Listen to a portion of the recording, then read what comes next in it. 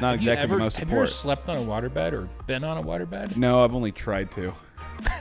Tried to? Yeah. Describe that. You're providing me an express train home. He was so pissed at you, he didn't even say a word. He just looked at you, he was like, and then I took a test, and I was like, nah, screw this. I was like, Mom, put me in regular bio. This is dumb. It's okay. It's over. No, don't worry. There's going to be aftershocks. Let's go, go, go, go.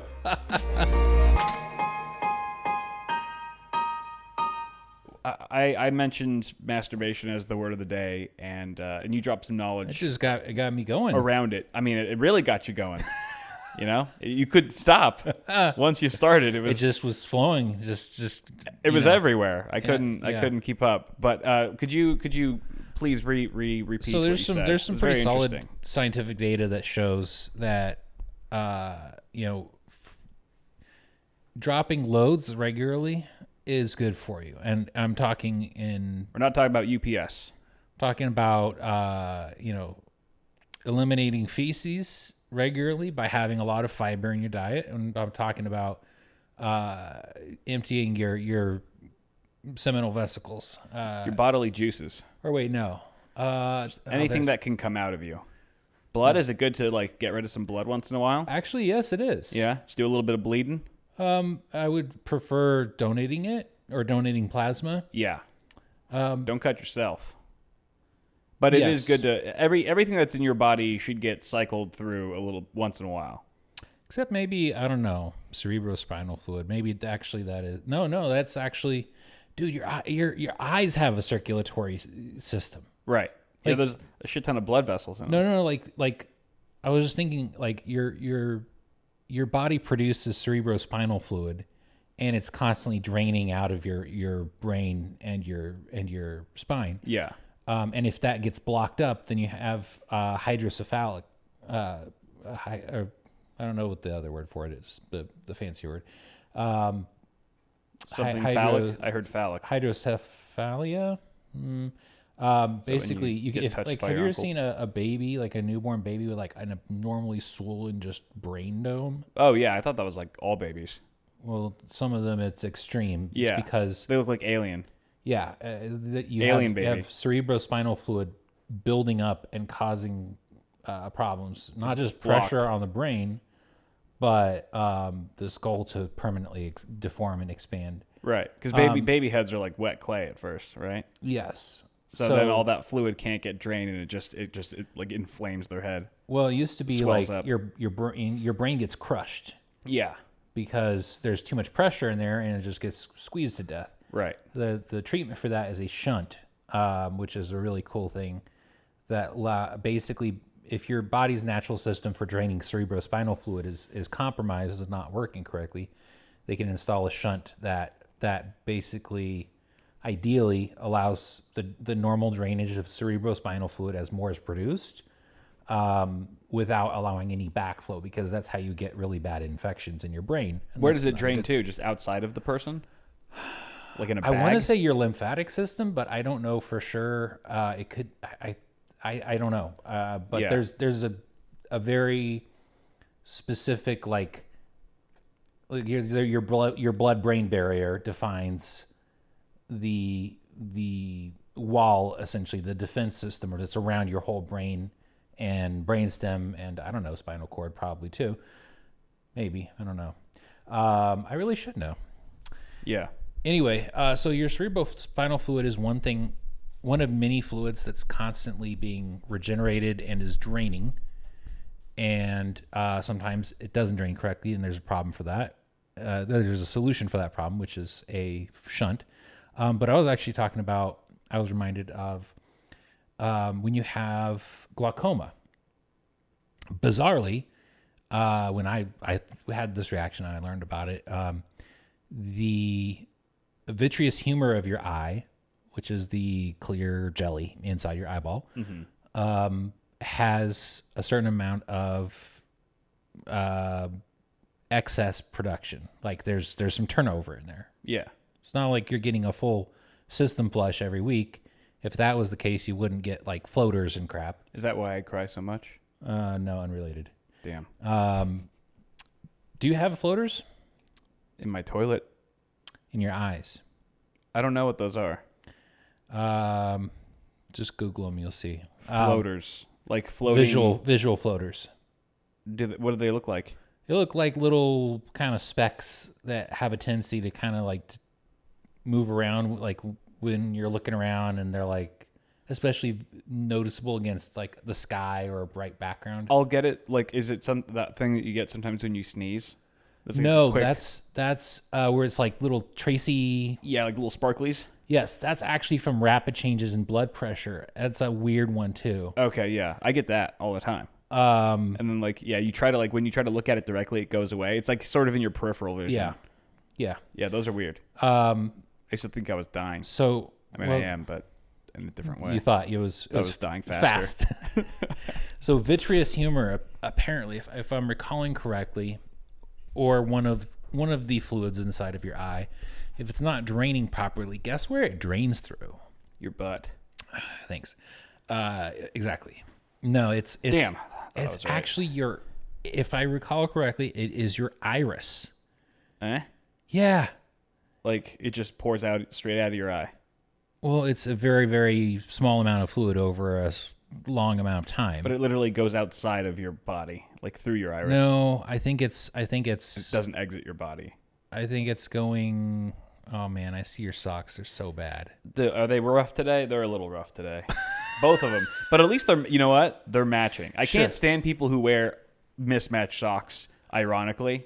Or like, I wear mismatched socks just. But because you don't give a shit. Some people do it because like they think they're being fun. They're being cool. Yeah. I'm like, no, just wear the same fucking socks, or don't give a shit about it. Anyway. I like to give you shit about your socks.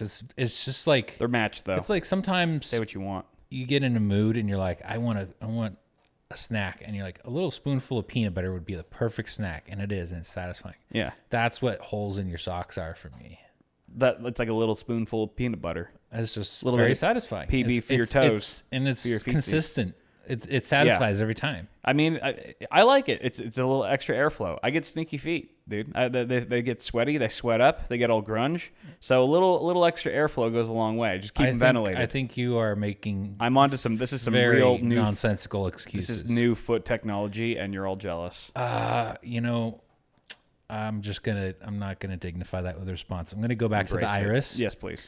So apparently, part of the mechanism of glaucoma is there's this blockage of the natural buildup of fluid inside your vitreous humor that's trying to drain out through your iris of all places. I mean, it kind of makes sense in a weird way, but when that's not happening properly, then the pressure inside your eye increases, and that is not a good thing. It is.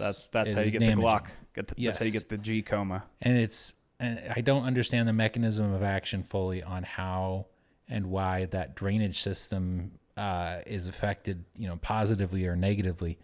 But it's just one of those weird, look at any given fluid or system in your body. It needs a constant, some sort of turnover. Right. So cerebrospinal fluid, your vitreous humor, the fluid inside your eyes. Right. It's not necessarily a fluid. It's not a solid either. It's poop. It's moving through your digestive system. Yeah. You want that turning over regularly because you like. Oh, it's always. That's why the higher fiber intake is correlated with lower rates of colon cancer. Right. And then frequency of ejaculation is also correlated with prostate cancer. Wait, poop is not a fluid or a solid? It's a fluid for me almost all the time. There was. Do you remember the Bristol stool scale? I told you about that a long time ago. Oh gosh, I remember you talking about it, but I don't remember exactly what the scale was. Well, I mean, it could be a solid or a liquid, or it could be something in between. Okay, all right. It was a solidity scale. Kind of, yeah. Sort of texture. That's a weird word for it.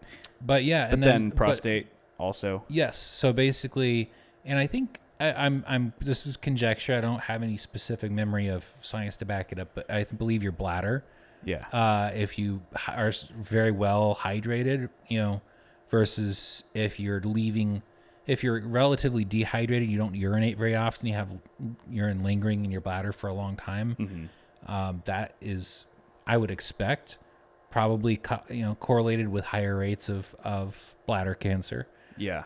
There's actually a particular like traditional herbal remedy. Yeah. And I want to say it's a Taiwanese thing that's really, really carcinogenic to the bladder.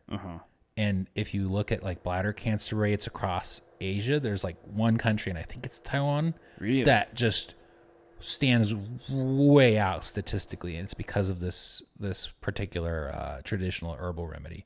Whoa. So wait, sorry, I missed it. Does the herbal remedy just keep the fluids in their system? No, it's just a carcinogen. It's a carcinogen. And it happens to... It's an herb that contains something carcinogenic, and it's really where it hits you is in the bladder. Just kind of like, traditionally you think smoking, that hits you in the lungs, right? I will say a lot of locals in Taiwan don't pee a lot. I don't see many people peeing. Well, like it's not downtown LA. You don't have people just peeing against the side of buildings. But I mean, like even when you're like at a night market where there's just like thousands of people like sprawling, there's no public restroom. I'm actually shocked no one, like that would be a place where I'd be like, yes, please pee in the street, because where else are you going to go? So maybe that has something else to do with it. Maybe they just like, they're good at holding it as a culture. That's the fun thing about science is you can correlate things that are completely unrelated, yet have very significant statistical correlation. So you have to go, okay, there's a correlation, but what's the meaning of that? Is it random? Because there's this website that I want to say it's a website. There's some listing of spurious correlations where it's like the inflation rate and number of people who get who die, whose official cause of death is getting tangled in their bed sheets, like is directly correlated. Is very strongly correlated. So there's spurious correlations. I want to say if you Google that, you'll find what I'm talking about. Yeah. But there's all these data sets of things that are like and it doesn't completely have to do with their culture. Unrelated. Yeah. And yet they are very, very strongly correlated. So it's a very good example of how correlation is not causation. Right. In a kind of an entertaining way. Yeah. Anyway, back to wild coincidence. Fluids in your body. Yeah. So regular ejaculation is correlated with lower prostate cancer rates. Right. Which is why I was talking about earlier the term PSA. Right. Because usually, what do you think of when you hear PSA? Public service announcement. Which is normal. And I was referring to prostate-specific antigen. And these two, like now you've just combined the two perfectly. I was really proud of myself when I made that connection. That's a masterful connection. So well PSA played. about... Well played. And it's not like it's uncommon knowledge, but, you wanted to start talking about masturbation, and I was just like... Well, you had a cool, fun word of the day, and I was like, well, I want a fun word of the day, so I just chose the thing I do most. But, I mean, that's good. That's what I tell... The most is breathe. All right. You've never seen me on the weekends. Mel asked me, how was your week? I was just like, just taking care of my health. Just traumatizing the neighbors. I was just taking care of my health all week. I took real good care of my health this week. So healthy. It's a medically relevant fact, but it's also kind of cringy to mention it to women. What? Like masturbation is good for men's health. Oh, yeah. Right. Or just, ejaculation. Yeah. And because then they're like, okay, suddenly I don't want to sleep with you. Yes. No, I take that back. Suddenly I don't want to sleep with you even more. Yeah. Yeah. So as you were... Anyway, I'm done talking about that. I thought some interesting stuff. That is good PSA, I will say. Good reason to donate blood and or plasma. I prefer to donate blood because that's just how I do. Yeah. But if you donate blood or plasma, ideally, I think plasma because maybe I want to say it's a higher volume of liquid is removed, but I don't think so. Anyway, if you do that on a regular basis, there are things that tend to bioaccumulate. You know how people are like, oh, don't eat too much tuna, it has mercury in it. Yeah.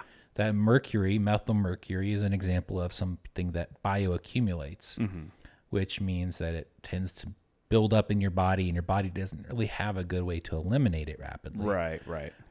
So there are a number of things that are considered, to be pretty bad for your health that are diminished when you are basically regularly donating blood or plasma. Yeah. Because the solution to pollution is dilution. Right.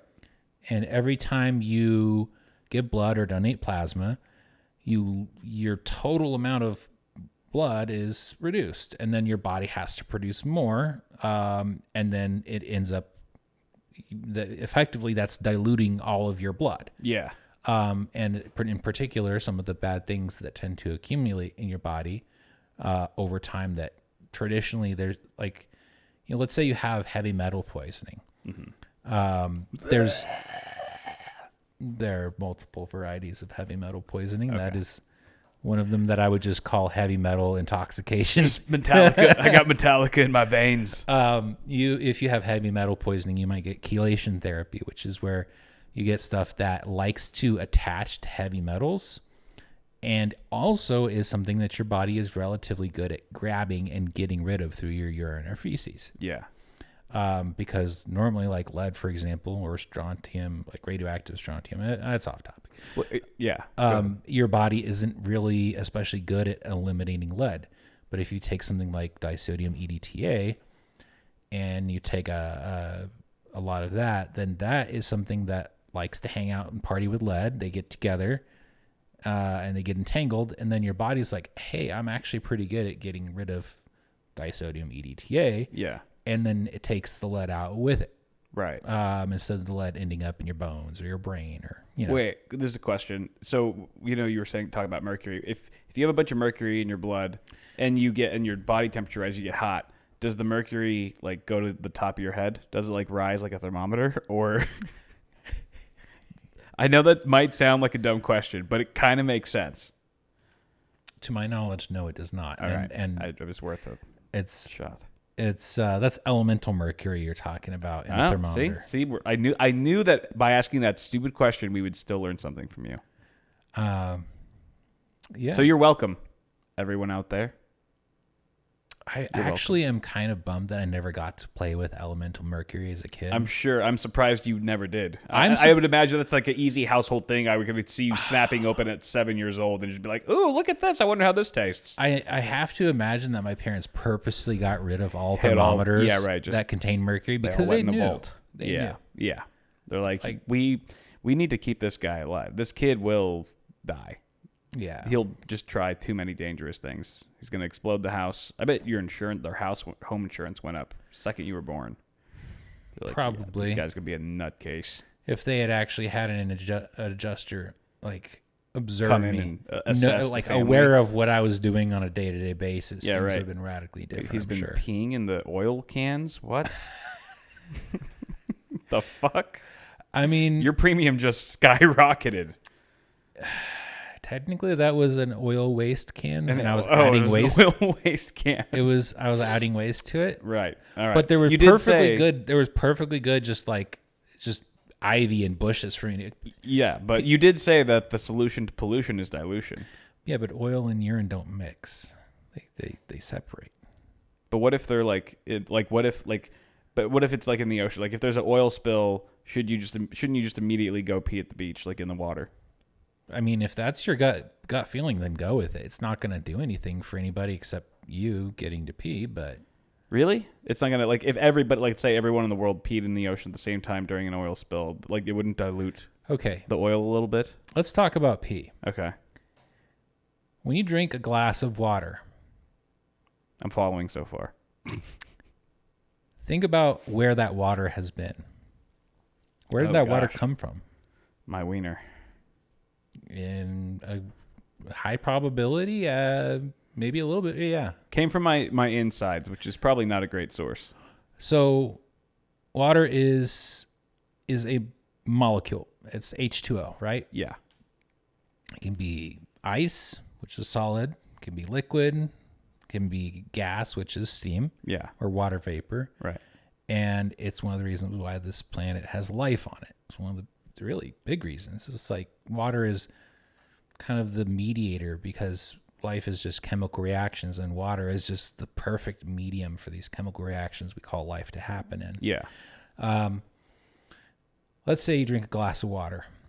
There's I don't know, trillions of molecules of H2O in that glass of water. Mm-hmm. So if you look at the probability of things, like how did that water get in that cup? Well, it fell as some rain. Yeah. Right? Or some snow on a mountain. Yeah. And then it melted. And then it got into a reservoir and it went through some pipes, went through some filters, and it ended up in your cup and you drank it. Yeah. But that water, how did it get on the mountains? How did it fall as rain or snow or precipitation? Damn it. It started as in the ocean. Right. And then it got vaporized, turned into a cloud, fell over land somewhere, whatever. Right. How did that water get in the ocean in the first place? I peed in it. You peed it out. Right. Or Hitler did, or a dinosaur. So or Einstein. We're all just drinking our own piss. Water is just highly purified piss. It's like universal piss. And oil. Highly purified oil too? No, because oil is not H2O. I'm talking about water, the molecule. But oil, like when there's oil in the water, doesn't mix with the water and like get evaporated into the Did you never do one of those things where you it's a school project where you get some mineral oil like baby oil, and some water, and you mix it and they separate, right? Okay, so take that and apply it to the thought you were just expressing. But that doesn't mean that oil wouldn't also evaporate. No, not explicitly, but essentially, like, let's say you have an oil spill. Yeah. And you have all this oil, like crude oil. Yeah. Can be an extremely diverse array of chemicals. Like, it's actually pretty interesting to look at the way that oil, like fossil fuels, get refined. Like when you, like, for example, a very simple look at it would be when you distill alcohol. Yeah. When you distill alcohol, you're heating up a mixture of ethanol and water. Yeah. They both have very similar boiling points, but they're slightly different enough that the alcohol will condense and turn from vapor back into liquid a little bit sooner than the water does. Right. That's why you can just separate them through distillation. Yeah. So if you look at what's in crude oil, there's a massive variety of different like temperature points where at this point you get this chemical coming out. It's a distillation process. So like at the very top you get stuff like benzene, toluene, really volatile stuff. And then at the very bottom, like if you're distilling crude oil, at the very bottom you get like asphalt. Mm-hmm. Like that's one of the things that comes from oil is asphalt. Right. Or tar, bitumen, I think. But there's this whole spectrum of different things that comes out in between. Yeah. It's really interesting. But to your point, if you are talking about an oil spill in like the ocean and doesn't some of the oil evaporate? I guess if there's really volatile stuff in it, some of that would evaporate. Like benzene, for example. Right. But not in any really appreciable way. So what you have with an oil spill is you have all this crap that's floating on top of the water because it, again, doesn't dissolve into water, doesn't mix into water that well. Right. And it's quite visible. It's like oil, looking at the ocean, seeing oil on the water is very noticeable. Yeah. And one of the unfortunate things that's been done in the past is when people are like, oh, we have an oil spill, we're going to go after it and try to, clean it up. Well, one of the things that they've done to try to clean it up is the way that I clean my room, which, I did as a kid, which is not so much actually remove it. Put it under the bed. Put it under the bed. Exactly. Right. So they would put these dispersal agents in there that would sort of like I was talking about earlier, chelation therapy, where you add something to your body that likes to stick to lead, and then your body can get rid of that. Yeah. Well, they put stuff in there that likes to clump up and hang out with crude oil. It's like a oil magnet. Yeah, except it just sinks.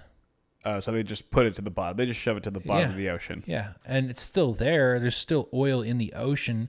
It's just now you can't see it. Right, exactly. So, out of sight, out of mind. Yeah. That's their solution. It's and a not Band-Aid only that, solution. but some of the chemicals, I think a lot of them, that are used for that purpose Yeah. are themselves quite toxic. Yeah, right. So you actually haven't cleaned anything up. In fact, you've made it harder to clean up, and you've just generally made things worse, which is one of the reasons why the Deepwater Horizon Yeah. was particularly damaging to the environment, was because a lot of that dispersal agent was used. It's expensive. It's expensive and difficult to try to, not eliminate, but capture spilled oil. They would have been better off just using a bed, like putting a bed in the ocean. And then just sweeping the oil under the bed. At least then some fish could. It was washing up on beaches. At least then some fish could take a nap for a long time. Yeah, that's crazy. But normally you try to work with the fact that it tends to stay on the surface of the ocean and basically find ways to sort of skim it off, right, or absorb it or adsorb it. I don't know exactly how those work. Yeah. Or just even contain it, because you can contain it. But once you just like thrown it under the bed, so to speak, you've taken it out of the public eye, but it's still there. It's still doing damage. And it's actually probably doing more damage over a longer period of time, because you can't go down and get it off of the seafloor easily. Right, exactly. And it's like there's a lot of like stuff. There's a lot of like sea creatures probably like deeper in the ocean than there are at the very surface. Yeah. The surface is where we're at. So that's why we were like, fuck the animals down there. Just put it in, like, let's move our like the problems that we created, we'll just give those to, we'll put it in the animals room. Yeah, there's a hell of a lot of important stuff that happens. That's pretty cool. That is affected by the oil being down there. I don't know, the oceans are pretty amazing, man. Like, we know a lot about them, and that's still so little in the grand scheme of things. Right. It's like Earth space.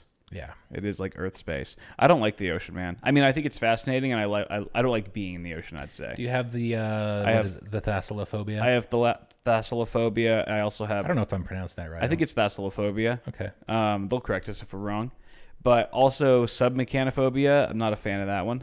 I can see that. It makes me uncomfortable. I think Thalassophobia is worse for me. I remember when we were in Greece, we were on a yacht, and we were sailing back from an island. We were just in the middle of the frickin' ocean, and the skipper or whatever just parked the boat just to take a rest. It was like a 5-hour cruise, and so we're just stopping. He's like, "All right, you guys can like jump in the water." It was freaking hot, and so like Diller and Quinones. What was the temperature of the ocean?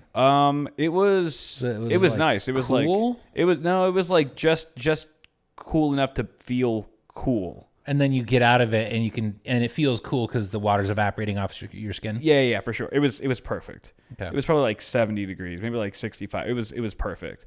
And so, and I was hot, so I just jumped in, and we're like the only boat for just like as far as the eye can see, just nothing's out there. And I'm swimming around for like maybe 10 seconds. And I'm just like looking around, don't see anything. And I just like I'm like kind of looking down. You can't really see through the water. And I'm like, yeah, I'm getting out. I was in for maybe 15 seconds. Literally anything could be in there. Something is just moments from grabbing my leg and pulling me under forever. And like that was it freaked me out. Yeah. And I was like, oh, I have Thalassophobia. Sweet. I don't think I've ever been out in the ocean, like out in the ocean and swimming in the water. Right. I've always been pretty close to some landmass. I almost got swept out by a riptide one time. Oh, yeah. I was at some beach. Those are dangerous. And I had like a little paddleboard, like boogie board type of thing. And I think that emboldened me, and also I was just a dumb kid, and I was just like, I keep kicking and the shore isn't getting any closer. And then all of a sudden this lifeguard shows up and just like okay, well, there's lifeguard. I assume I'm supposed to come with you. You're coming with me. I'm sure you're here for a purpose. Come with me if you want to leave. I don't think they even really said anything to me. You just I was knew. just like, okay, well, I'm going with you because I'm getting tired anyway. So you're providing me an express train home. He was so pissed at you. He didn't even say a word. He just looked at you. He was like, God damn it. Yeah. So I didn't even know I was imperiled. I was just like, Jesus. Man, it's taking forever to get back to shore. Man, I haven't seen anyone on the beach in like 3 hours. It's weird. It's like, wait, where is the beach? I don't even see it. So that's just one of the myriad times I almost died. Nice. Yeah, it's pretty amazing. But yeah, no, I can definitely understand the feeling of being in the ocean and looking around and there's just nothing. Especially when you see like a photo of the way that the sea floor just drops. Oh, when yeah. when you hit the shelf. Right.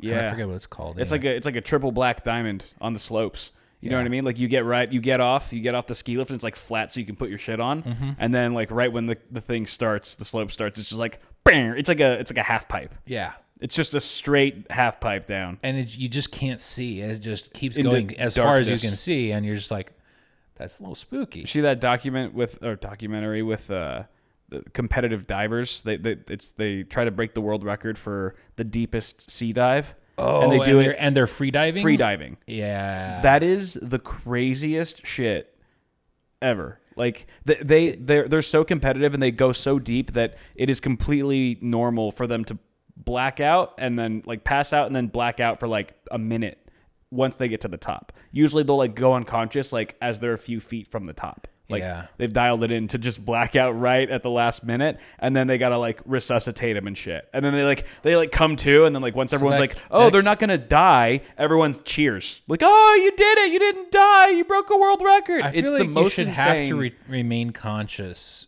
for your attempt to be counted. I mean, I think they black out like right when they get to the top. Like I mean, obviously they make it to the top. I've seen one of those, but then they're out. Like they're completely passed out. I feel like it's insane. I personally think the rule should be you have to be surface and you can't pass out and be conscious and not require any assistance other than having something to grab onto so you can regain your. You have to be able to get back on the boat and like twerk or something. Do something to show people that I'm fine. I'm not I'm not in danger. There's no one's ever twerked and been in danger at the same time. I disagree. I've seen a woman twerking on top of a car that was moving. That's more dangerous for the driver. 100%. That person's life is in jeopardy. The girl twerking on the car is in full control. I disagree, but agree to disagree. Cocaine's a hell of a drug. Well, I can't disagree with that. But yeah, I mean that shit's crazy. I mean, and they even like the guy filming them all the way at the bottom is like all scuba up. He's like in dive gear. Yeah, and I've seen. There's like this really, there's this well-known like deepest swimming pool in the world that's used for training scuba divers. Yeah, and I think somebody did a free dive to the bottom of it. I think so. Yeah, and then surfaced. Yep, also and it's insane. Stuff like that makes you go. You think about like how we have something called the mammalian diving reflex. What's that? When your face gets splashed with cold water. Yeah. It slows your heart rate. It like being in water, your body has a very the human body has a consistent physiological response. It's like a survival technique. Yeah. Involuntary it's like, survival technique. It kind of makes you go, oh yeah, we did come from the oceans at some point. One of our distant ancestors was an aquatic animal. Right. And there's just this old firmware that it never got in the way and never hurt. In fact, it helped sometimes. Right. That's still way back there in the brainstem that's from back in the day. I think those free divers going to the bottom of the ocean are probably like first gen. I think they're probably a few primal eras before us. Well, there are some really interesting examples of like really noticeable physiological and I don't know if it's genetic, like if you really dug into it, if you could prove there's a substantial genetic component, but I suspect there is. but there's a noticeable physiological adaptation for specific groups of humans who live in extreme environments. And the two best examples that I would give is, I can't remember the particular island, but there's an island where like everybody free dives. Like it's like James Cameron's Avatar 2, like, but with humans. Like everybody spends time in the ocean. They free dive all the time. They forage for food under the water. Yeah. They get pearls, all that, like a big part of their subsistence and existence is in the ocean. Mm-hmm. Yeah, I'm pretty sure Michael Phelps has like a fin. These people have some notable physiological, what's the word? Just some mutations, divergences from average. Kind of like a mutation in a way. You could say that if you were going to like try to push the X-Men part of it. Yeah, I just saw Deadpool and Wolverine, so I'm all about it. You can also look at people who live at very, very high altitudes, like in Nepal, for example. And what you tend to find is that they have a like the ratio of their lungs to total body size is like measurably consistently different. So they tend to be shorter people, and have a larger diaphragm, like just rib cage and lung capacity. Right. Compare, like if you measure the volume of their lung capacity versus their body. Yeah. It's a substantially different ratio than like the average person. That's just so insane. And it's just, that's how they're built, because that's the environment they have to survive in. Life is life just changes. It just adapts to its environment. It'd be sick if if anytime I drove my car to Mammoth, like the air intake got bigger, or your reflexes got better. Oh yeah, I was talking about my car. I mean, if I lived in the jungle, I bet you my reflexes would be badass. You know what I mean? Your color perception would be badass. Color perception would be cool. Color perception, that's another example of, like, don't eat that berry. Actually, watch out for that snake. One of the most sensitive, like one of the colors our eyes are most sensitive to is green. Yeah. And in particular, there are some people who their ability to discern between many, many, many subtle, very subtle variations of green is well documented, and it's anomalous compared to a normal like Western civilization population. Right. Invidious Doc, shout out. And they have, and I don't remember what group it was, but there was one group that had, there was like a sort of a blue, like not a sky blue, but like a blue color that they had a hard time discerning, like from a bunch of shades of green. It just, they perceived it as just another green, and it wasn't a form of color blindness in terms of, color blindness as we understand it is like the function of your retina, like your rods and cones and how they sense light. Yeah, it was a brain, like a post processing, because so much of your vision is post processing. Sure. And a good analogy is like DLSS. Yeah, I think because there's so much raw data coming through your optic nerve that your brain has to do a massive amount of post-processing, like pre-processing and post-processing, to go, okay, here are the things that you can filter out. They're not important. They're mundane. If you choose to focus on them, not a problem. We'll get you the details. Yeah. But you can effectively just ignore it.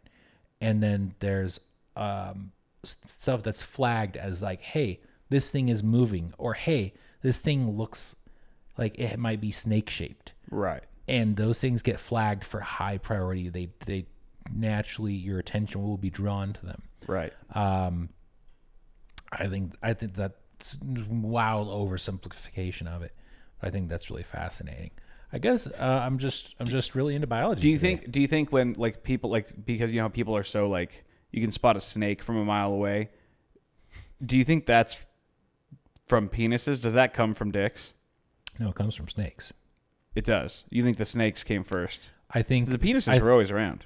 I think that being able to rapidly identify and avoid a snake is much more likely to help me successfully reproduce than rapidly recognizing and avoiding a penis. But I mean, most like murderers are guys. Practically all guys have a penis, so that also could kill you, just like a snake could. So maybe we're just hypersensitive to snakes because of all the dick pics we've seen. Maybe it's the other way around. Did you just take some food for extra thought. Trolling pills today or what? No, I don't know. I was listening to some weird podcast, man. I'm sorry. I gotta cool it. I gotta chill off the Kool-Aid. But no, that is quite interesting. This is very educational. I think that's pretty cool. Biology is hella cool, man. Yeah, I didn't do well in biology, as you can tell. In school, that's where I met Mike. I met Mike in Bio, AP Bio. You were in AP Bio? For 2 weeks. And then I took a test, and I was like, nah, screw this. I was like, Mom, put me in regular Bio. This is dumb. Everyone here's a loser, and I'm too dumb. And then my mom put me in regular Bio, and I didn't see Mike for like 3 years, like for like the rest of high school until the like senior year when we all started smoking weed, and then like weed brought us back together. And then he was like the only person I hung out with in college. That's awesome. But yeah, AP Bio. I was like, fuck this, dude. I don't care about I wish I had been in photosynthesis. AP Bio. This is ridiculous. I'm surprised you weren't in like all the AB, like what AP classes. It's because I have Nerd. Attention deficit disorder. Oh yeah, that's right. I forgot you had that. That does make it difficult. So it's like that's a good excuse though. I'm just dumb. It sucks that it's an excuse. I wish it wasn't. I mean, it's a reason. It's a fair reason. It's not like frustrating to go through life and anything that's not like fascinating is extra work. Yeah. To pay attention to and work through and work on whatever. And it's like what's a good analogy? I guess it's like driving on mud or sand or something. Like the more effort, the more energy you put into it, yeah, the more difficult it becomes. It's like running on sand. There you go. Something like that, maybe. Yeah. Have you ever run on sand barefoot? I've never run on sand, period. I don't like it. I've never tried it. I always see people doing it. I go, that's crazy. I would never do that. So I've run on sand in bare feet, and on wet sand, it's great. It feels amazing. Yeah, I can see that. But on dry sand, I've run on dry sand a couple of times, and I ended up spraining my foot, like the arch of my foot. And I was like, I didn't understand what happened. I was just running. Because it's sand? Yeah. Because it is sand. It doesn't support your foot the way that most surfaces do. And I had no idea about the potential consequences of that. And it wasn't until the second time that it happened that I realized I made the connection between running on loose, dry sand and my foot starting to hurt really bad is a thing. Yeah. I mean, it's like running on sand is like, it's like having shoes made out of water beds. It's not exactly the most support. Have you ever slept on a waterbed or been on a waterbed? No, I've only tried to. Tried to? Yeah. Describe that. I mean, how do you possibly fall asleep when you're constantly moving? It feels like someone's. Have you ever slept in a hammock? It feels like a little kid is just constantly. A waterbed is way worse. Oh, it is. And I think I might have been with someone. So like anytime I would move an inch or they would move an inch, it was just like. It was like, it was like a video game. Like I was just like on a moving platform, and I was like, this is crazy. There's no way that this is possible to sleep on. Have you ever had a dream that you're on a platform that's really high up and it's swaying around? Yes, yeah, I have had that dream. I think that's pretty common, but I haven't had one of those in a while. Me neither, when I was younger. When I was younger, I used to get those all the time. And like you like look down, or like the tightrope thing where that's like you're walking on like a curb width bridge. Oh, and never had that. And you're just kind of like tightrope walking, and no, mine was always just like I'm on like a little platform on top of. Have you ever seen those really tall like 100-foot tall palm trees. Oh yeah, old ones. Right. And you can see them like doing this when Yeah. the wind is blowing. See the video of the guy who was Yes, on? yes. So imagine I literally I used that. to have some dreams where I was just like, I felt like I was on this really, really springy, wobbly, thing, and I was just like gripping onto this little platform, trying to not fall off. Yeah, right. It was very terrifying. That platform, if you were able to see far enough down, you would see that the platform was clearly mounted onto a waterbed in the wet sand, the dry sand. 100%. I've never tried to sleep on a waterbed. I'd be interested to try. I've felt a waterbed before, and I was just like, wow, this thing is jiggly. Yeah, it's too jiggly. It's like way too jiggly. Somebody made a bed out of Jello, and they slept on that, and they went, but make it jiggle more. Jello, I think, would even be nicer. Like I feel like Jello would be like a Tempur-Pedic almost. If I could get Han Solo into Dreamland, dude, I'd just be like, just frozen in time. Jello would be like a firm Jello would be a very interesting consistency. Like yeah. That not actual gelatin, but some material that had that kind of right. That the like those physical properties. I mean, why not Jello? Jello would be cool. Maybe even a little firmer than that. Well, now we're talking latex, and latex is a very good investment. What about like really like extra firm tofu? Like a pool of it. I don't like tofu. Not even like if you were swimming in it.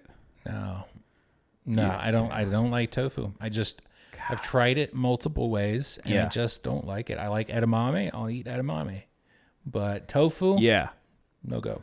I feel like you would die in a pool of edamame. You would probably just sink to the bottom. Dude, you know it's crazy. Just choke. People sinking in grain silos. Oh yeah, I forgot that's a thing. That is totally a thing. They just fall in because they just slip from the top and fall in. It's like Uber quicksand. Right. But I mean, the more you move, yeah, you sink in, and you can't get a grip on something. Right. Get yourself up. Because it's so fine, right? It's just so fine that you just you're denser. You're denser than it. Yeah. So you sink in it. Right. So the more you move around, it moves out of your way, and you sink in further and further. Yeah. And you can't like scoop enough of it. Like you can't get enough. I guess purchase to push yourself up. And you can't hold your breath. Holding your breath won't make you float. No, it won't. It's a bummer. It is like, and flour is explosive. Flour and sugar. Oh yeah. Any like dry powdery carbohydrate like that. It's just gunpowder. Basically, there's been like straight up like flour gun sugar factories that have just full on exploded because they had too much dusty powdered sugar that built up, and some little spark lit it off. That's crazy. There's a whole YouTube channel of I want to say NTSB. There's some federal agency that does like industrial accidents. They investigate them, and then they walk through like what happened, how it happened, and like the lessons learned. Right. And they'll walk through a whole timeline and explain, how a sugar factory blows the fuck up. That's crazy. I wonder if you had like a spud gun that was powered by flour, if it would just start shooting out pot pies, Because I mean, basically, you already have half the ingredients. I think that is ready to go mixing. There's got to be a way to do it. You're so close. You should slice some carrots in there. A little bit of celery. I don't know. I feel like I wonder if you could look at like pyrotechnics for like a concert and go, hey, I wonder if we use powdered sugar as the agent for like bursts of flame. Yeah. And probably some like add some sodium to it to make it really have like a more color. Right. If that would be more environmentally friendly than, just a whatever flammable gas. Just don't do it at a Steve Aoki show. Because he throws cakes at people. Huh? Steve Aoki? He's the DJ. He'll in the middle. He sounds like a professional sushi chef. His dad owns Benihana's. Okay, well then I have heard of him. Yeah, okay. He gets up on stage and just takes these huge birthday cakes, like fucking massive, and he just launches them. And he's really good. He's like freaking. He's like when you say good, are you saying that he has like really good good throw. aim? Good aim. Good, and he has good form. Good form, good technique. He's just a pro. He's a professional cake thrower. He's good at picking a particularly good targets. To throw. Because there would be like a girl on someone's shoulders, like in the middle of the crowd, and like from far away, and he'll just and just like bullseye. There's like montages. Of I can see the entertainment value there. It's pretty sweet. But then like if the pyrotechnics are going off, that girl's just gonna burn. She's gonna catch on fire. I mean, cakes aren't flammable that way. Oh, okay. It's just the flour, raw flour. I'm talking like very finely ground, like flour or sugar. Okay. Yeah. All right. Well, then I guess we can continue putting candles on birthday cakes. Should be all right. Yeah. Trying to keep everyone safe. Trying to keep all the listeners safe out there. So that brings me back to what I had mentioned to you earlier, glass. Full circle. Let's go. So I don't know why. I guess I just like, safety. Yeah. There is a very important and very, very noteworthy difference between plate glass and tempered glass. Uh-huh. Can you make a guess at what that might be? Wait, plate glass is in like a glass plate? Plate glass is in a flat sheet of glass. Uh-huh. Or, Wait, isn't tempered glass also flat? Let's say we're talking about windows. Okay. Tempered versus plate. I know tempered glass, but I don't really know what plate glass is. Wait, what's tempered glass? What's special or different about it? I just know that it doesn't really. It's harder to break if you just hit it from the side. It has to be like on the outer edge or whatever, and that's the way it shatters. But how does it shatter? It shatters like in a bunch of like little tiny pieces. It doesn't like it kind of like explodes in a way. Yeah. But it's like they're not sharp edges.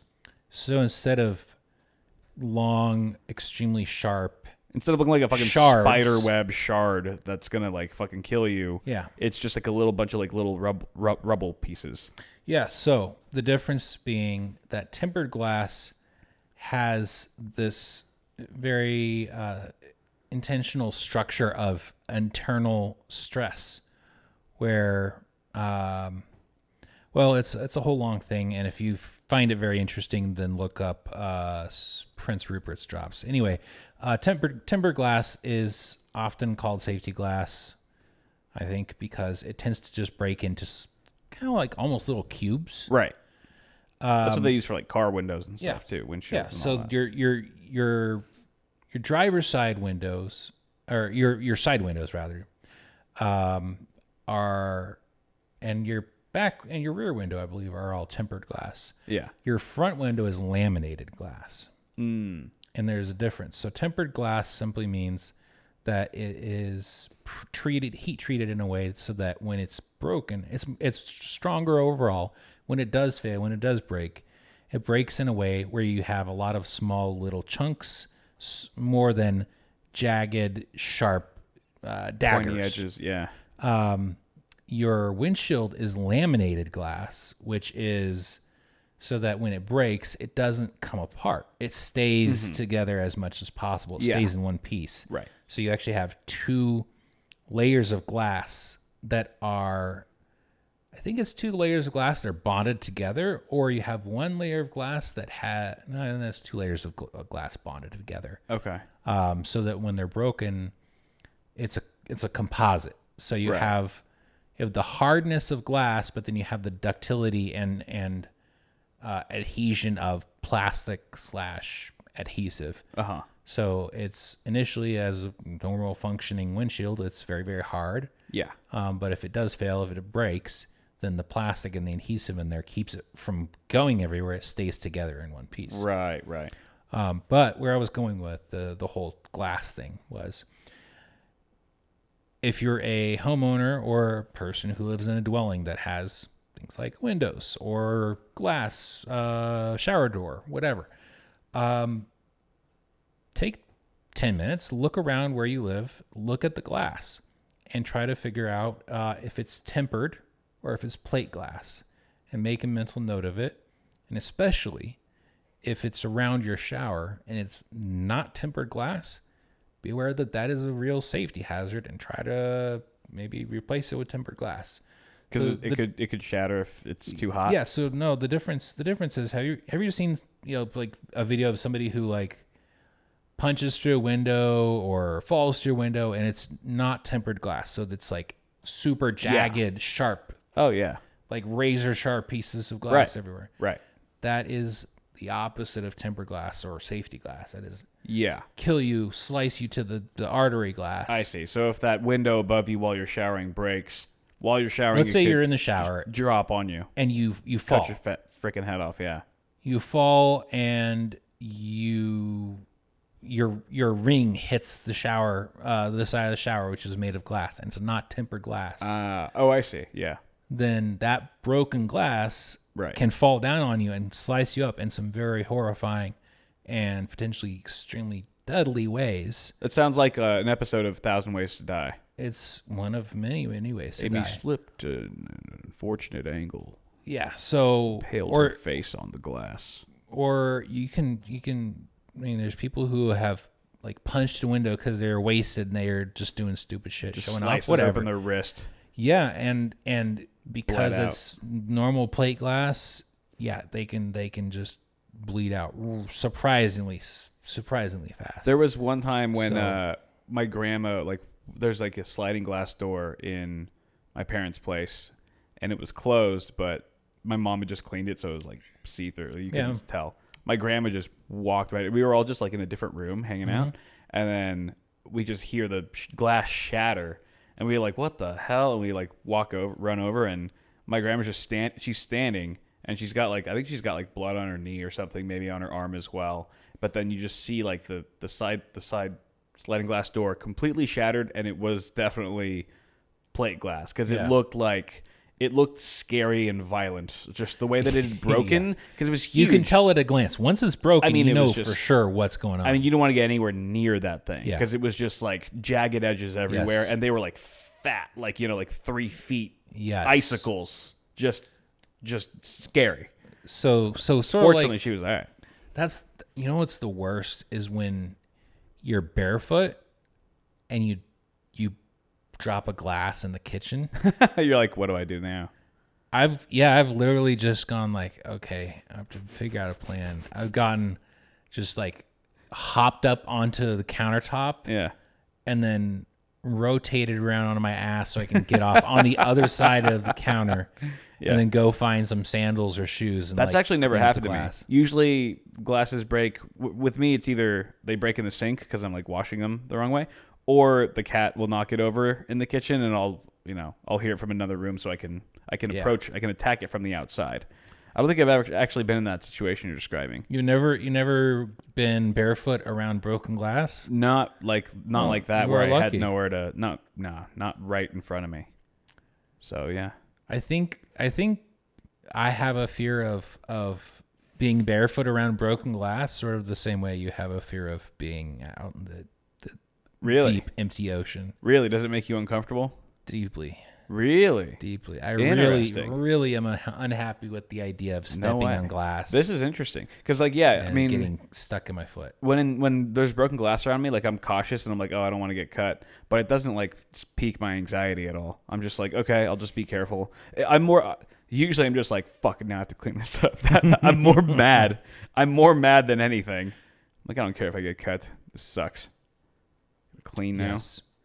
So the PSA is, if you have big sheets of glass in your house and you see that it's not tempered glass, try to make an effort to replace it. Now, that's not always the most practical. Like, I don't think you can get double glazed windows that are tempered. I don't know if that's a thing that you can I'll do. double glaze them for you. All right. But it better be low calorie.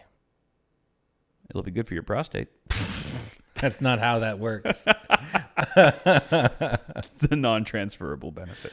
But yeah, the PSA is just, look for the glass in your house, and if it's not tempered and you can replace it with tempered glass, then do it. That's the long and short of it. This makes me firmly believe that you've already done a glass check in my house.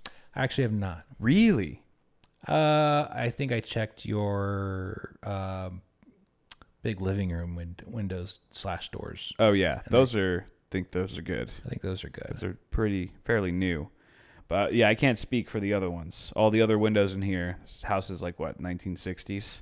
Obviously, it's been renovated by other owners since then, but some of them are probably 40, 50 years old. Yeah. Yeah. So Maybe, probably maybe 30 years old. It's been hella earthquakey lately. Oh yeah, that shit. was what was making me think about That's right. earlier. Yeah, did you feel it? The one this morning? Mm-hmm. It was like a 4.7 or something like that. Definitely jiggled me. 4.7 in the city close to here. I won't say where, but what were you doing? Were you sleeping? I think I was. So, but you felt it. Yeah. Yeah, I was sleeping too. It jostled me awake. I woke up. It's always a weird sensation when you're kind of like waking up to like shaking. Yeah. It felt like I was on a fucking waterbed. That's what it felt like. Like, no wonder I can't sleep right now. This is bullshit. And I woke up and I was like, oh, it's an earthquake. And then I hear like this creaking noise, like squeak, squeak, squeak. I'm like, what the fuck is that? I look up. It's the TV that's mounted to my ceiling, and it's just like, and I'm like waking up real fast. I'm just looking at the TV, like I'm just preparing in my mind to watch it fall to the ground at any second. But it's not even above you. It's not above me, but still, it'd be terrible. Yeah. It would be terrible. It would be. Because the TV would be gone, be wrecked, and then I'd just have to, whatever. Who knows? It might rip out part of the wall, and then the wall's screwed. I'm just like, this would be really unfortunate. This would be a terrible way to start the day. Yes. Give me a break. Now, It was fine. It's on edge, though. There was something I was going to say about earthquakes and sex, and then I guess my brain was just like, oh, yeah. Bad. Mormons must love earthquakes. They're like, it's time to soak. We need to start soaking now. It's okay. It's over. No, don't worry. There's going to be aftershocks. Let's go, go, go, go. It's got to be a thing. That is the most bizarre thing. I can't. Earthquake sex for Mormons, dude. I'm looking this up the second we stop recording. I guarantee you it's a thing. I want to say there was some. I learned about it because of some comedy thing where this guy is like, I don't remember the premise of it. It was something along the lines of trying to push my friend to see, how many boundaries I can cross, or something. And his friend was just somebody was like, "Hey, I'm gonna be with my girlfriend. Would you mind coming over and just jumping on the bed?" Was it Jury Duty? That scene from Jury Duty? Oh, that's what it was. Yeah.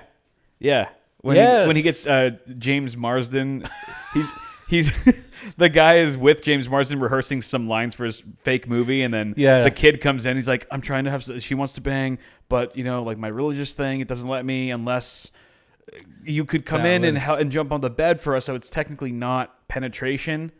And the guy's like, "What the fuck?" And the guy actually, it's a prank, basically a prank show. Yeah. And the guy who's being pranked, who's being asked to do this thing, doesn't do it, does he? I think he does. He did do it, didn't he? I think he was down. Fuck. He's a cool dude. That's insane, though. He's just like, you want to get your bone on, but I don't care lazy style? how cool you are. I would never take away someone's cool badge for refusing that pitch. Ooh, I just had a thought. I'd be like, you're still cool. Had a crazy thought. You're cooler. You're very uncool if you do that. Have you seen the shaky, like, vibrating mattresses in hotels? Oh yeah. Like it's like old movies, massage type. Yeah, shit. Yeah. I wonder Be a if thing. that is related. That's got to be a thing. Yeah, because obviously you can go be like, okay, it's an early form of like a quasi massage chair, right, massage bed type of idea, right. But if you're trying to sneak around the rules, right, and do your coitus motionless, I feel like that would be an assistive device. Why not just get a pogo stick? Somebody's gonna end up with some really strong legs, and somebody's going to end up with some really strong arms, and then one person, I don't know. Dude's laying on his back. What's a pogo stick going to do for you? Dude's laying on his back, and the chick's pogoing. Isn't that on just top. twerking with extra steps? But the pogo stick is doing the movement, not the people are being still. No, pogo sticks don't just spontaneously bounce. They require input. Okay, well, you're using your legs, but you're using your legs to control the pogo stick. You can't help it if there's a dick under you. Questionable? I feel like that's questionable. That's not a good loophole. It's. I think it's violating not just the spirit of law, but the law, but also the letter of the law. I feel a lot better than a massage bed, though. I would feel great if I could get a bed that would actually massage me, like legitimately. I hate massage machines. Anything that's like a massage, unless it's for feet. For feet, it's tolerable, but if you have a really good one, and there are like the crazy massage chairs that look like thrones. They cost like $10,000. Like I see those at CES sometimes. I'm just like, I'm just gonna sit down in one of these for 5 minutes, and those are insane. But the vast majority of them out there, I'm just like, this just feels like a weak guy punching me. So I remember I'm not into it. I don't want someone just putting their kneecap in my back. First of all, that's what it feels like. If you have to choose one area of your body to be massaged, dick. I was going to preemptively, preclude that.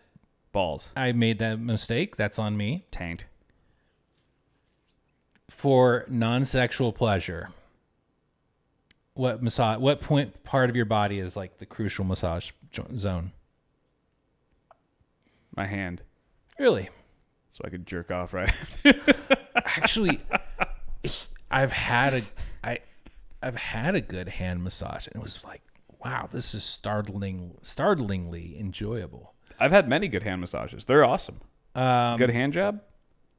Yes, a good hand job. They are. It's a good term for it. I'm going to start using that. It's actually way better than an actual hand job, I will say. I'll take one of those jobs over a normal hand job any day of the week. As will I, for that matter. Hand job's just a half-ass job.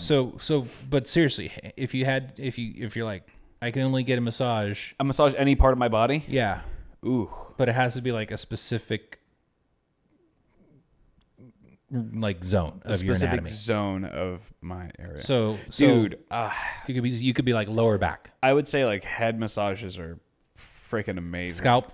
Oh my gosh, like a scalp head massage, like the temple area, and just like just from the eye line up is incredible. That's also good.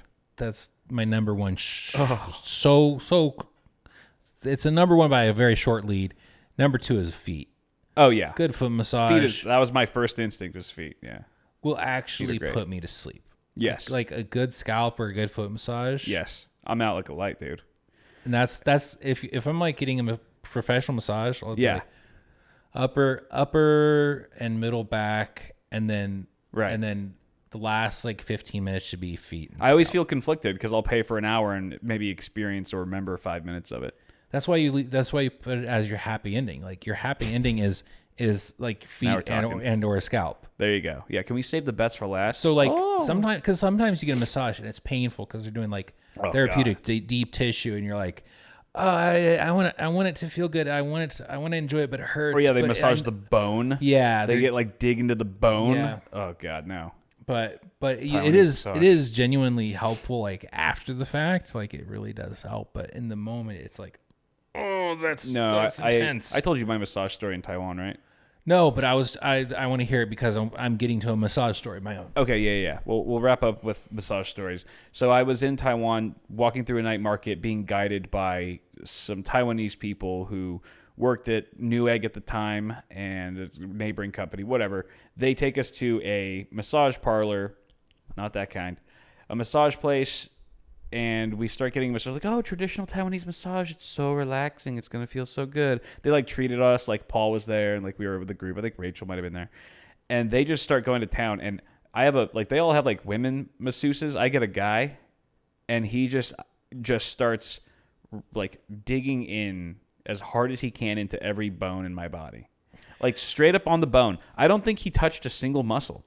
And I'm like, Oh, at first I'm like, I tense up. I'm super tense, thinking that this is his job. He'll go easy. He'll slow read down. your reaction and adjust. Nothing. Just keeps going strong. And then I think, well, this can't be the whole massage. This is just a warm up, right? It's eventually going to get better than this, and it just keeps going, and I keep tensing up. I am drenched in sweat, and it's like not even because it's hot. It's like I'm sweating so much because of the pain, and I look over, and these other like everybody else in the group is just like knocked out, and I'm like, what the hell's going on? Enjoying themselves. And then I look at the lady to my left who's not in our group, and she's just everyone's just enjoying it except me. I'm like, how is this possible? And I think what I learned was Taiwanese massages are evil, and I got the guy who was best at it. Or they're like, we have trained him incorrectly as a joke. No, I think he was actually the best trained, because when I did research on it afterwards, that's apparently exactly what they do. They massage the bone. That was in line with the style. Completely in line with the style. So I guess the other masseuses that were there just sucked, because they were actually relaxing massages. They're bringing pleasure to their clients. They were massaging the muscles like assholes, you know? They were massaging their assholes? That's another culture I want to try next, but I didn't see anyone else crying, and I was like, was yours painful? I think one other person in the group was like, yeah, that wasn't the most comfortable, but nothing like what I experienced. So I just assumed that my guy was really good at giving Taiwanese massages. Everybody else there sucked, and that's why most people were fairly comfortable with it. But it was so painful. It was so painful. I wanted to cry. And then afterwards, I thought, I think that they said the same thing. They're like, oh, but it's gonna feel good for your body after. Yeah. I just had bruises all up and down my legs, and I was sore. I mean, I felt the next bruises. Day you felt sore. The next day I felt sore. Yeah. And there was no part of it afterwards that was like, oh, that was worth it.